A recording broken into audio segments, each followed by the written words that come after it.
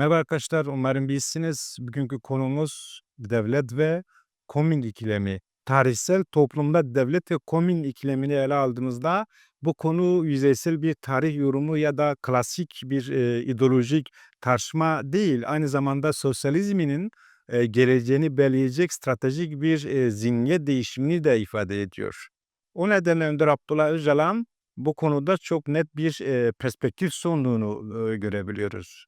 Tarihsel materyalizmin sınıf savaşı yerine komünün ikame etmesi gerekir. Bu sadece daha gerçekçi bir yaklaşım değil. Özellikle özgürlük düşüncesini ve sosyalizme geçişin en sağlıklı yolu olarak görmek gerekir. Mesele tam olarak sınıf savaşının reddi değil, onun tarihsel köklerine inerek daha derin bir toplumsallığı ortaya koymak anlamına gelir. Çünkü tarih salt ezen ve ezilen sınıfların çatışması olarak okumamak gerekiyor. O nedenle konuyla ilgili Önder Rapor şunu diyor.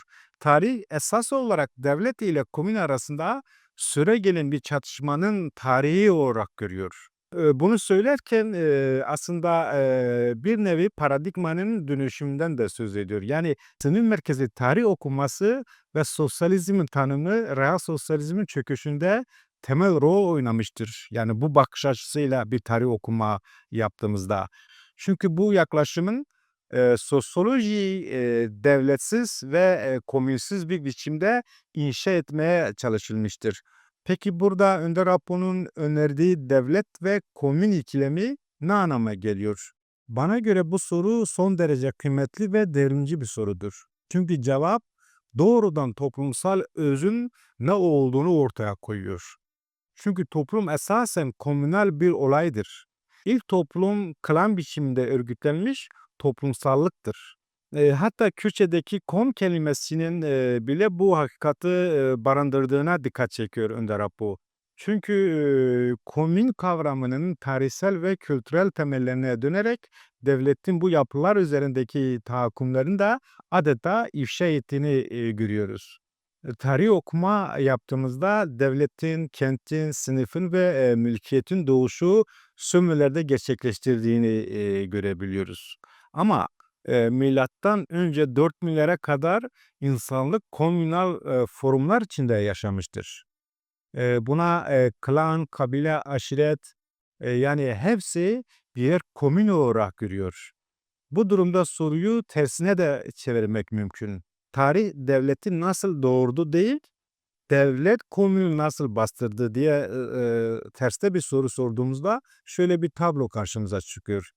Bu soru sorduğumuzda güncel olarak günümüzün önemli bir teorik düzlemine de geçiyoruz. Yani Önder Apo şöyle değerlendiriyor. Marksizmin sınıf çatışması teorisi yerine devlet ve komün ikilemine dayalı bir tarih okunması daha doğru olduğunu bize söylüyor. Çünkü sınıf merkezli analizde Paris Komünü gibi gerçek toplumsal patlamaları anlamakta yetersiz kaldığını söylüyor. Karl Marx dahi ömrünün sonunda bu gerçeği yakalamış. Kapitali bir kenara bıraktığını, komün fikrine yöneldiğinden de Drapo açıkça ifade ediyor. Ama ne yazık ki Karl Marx'ın Bakunin'i anlamamış olması, yine Lenin'in, Kropotkin'in uyarılarını dikkate almaması, real sosyalizmin yıkılmasıyla sonuçlandığını hepimiz hâliyle biliyoruz. Burada da birkaç somut örnek vermemiz mümkün sanırım. Örneğin "Komün belediyedir." Diyor Önder Abdullah Öcalan ama içi boşaltılmış bir belediyedir. Devletin kayyumlarla el koyduğu belediyeler komünalite ruhunun bastırıldığı alanlar olarak görüyor. Bugün ne aile, ne aşiret, ne kabile, ne belediye, hiçbiri gerçek anlamda komün değildir. Hepsinin içi boşaltılmıştır. Komünlerin içi boşaltılmış derken aslında bunu güncel olarak da sosyolojik okumalar yaptığımızda bu işin ne kadar trajik olduğunu ve komünlerin ne kadar önemli olduğunu çok rahat anlayabiliriz. Örneğin Tavşantepe örneğinde olduğu gibi kabile kültürü eril şiddetin örtüsüne dönüştüğünü söylüyor Önder Abdullah Öcalan ve bu toplumsal ahlakın değil, devletleşmiş geleneklerin çöküşü olarak görüyor. Burada kastedilen, biliyorsunuz yaklaşık 9 ay önce, 8 yaşındaki Narin adlı bir kız çocuğun ailesi tarafından nasıl öldürdüğünü, biz, gördük, ya da tanık olduk. Demek ki burada, eğer, belediyelerin bir komün, olarak içi doldurulursa, köy, kent, mahalle, ve, kasabaların, kendini, kolektif bilinçle, komünal bir, bilinçle kendini örgütlerse, burada, ne savaşların, ne, yıkımların, ne açlığın, ne yolsuzluğun, ne aile içi şiddetin, olamayacağını. Çünkü, bugün görüyoruz ki eğer, gerçek anlamda bir yerde ya da bir köyde, komün kurulmuşsa, çocuk, tecavüzleri, çocuk, katliamları, kadına şiddet, kadın katliamları, açlık, yoksulluk olamayacağı aslında çok basit, normal bir okumayla insan çok rahat anlayabilir ve bunun ne kadar önemli olduğunu, Önder Abdullah Öcalan, altını çizerek ifade ediyor.